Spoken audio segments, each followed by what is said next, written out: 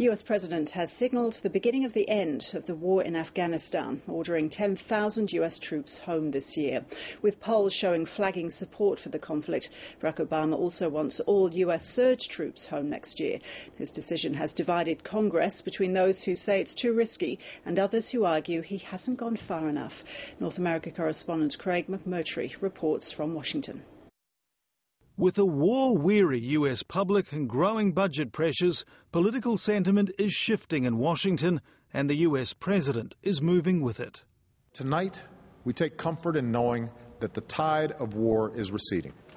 Barack Obama opted for an aggressive timetable, ordering a drawdown of 10,000 US troops this year.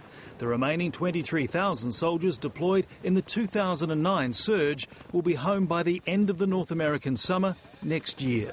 After this initial reduction, our troops will continue coming home at a steady pace as Afghan security forces move into the lead. Officials say while General David Petraeus gave the president a range of options, this is a faster drawdown than he wanted. His commanders were pushing to keep as many combat troops as possible. The president's critics on both sides of politics worry that it's too risky and security conditions are too fragile. Barack Obama promised to hold on to gains made through the troop surge. The light of a secure peace can be seen in the distance. These long wars will come to a responsible end.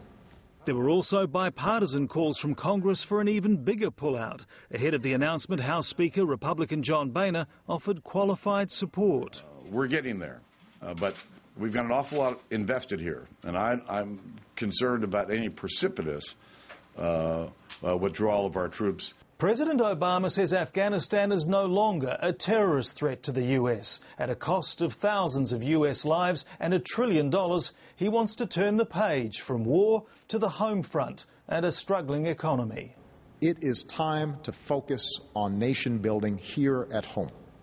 Barack Obama's decision still leaves the bulk of US surge forces in place for one more year, and 60,000 to 70,000 US troops will still be fighting in Afghanistan when he seeks re-election next year. Craig McMurtry, ABC News, Washington.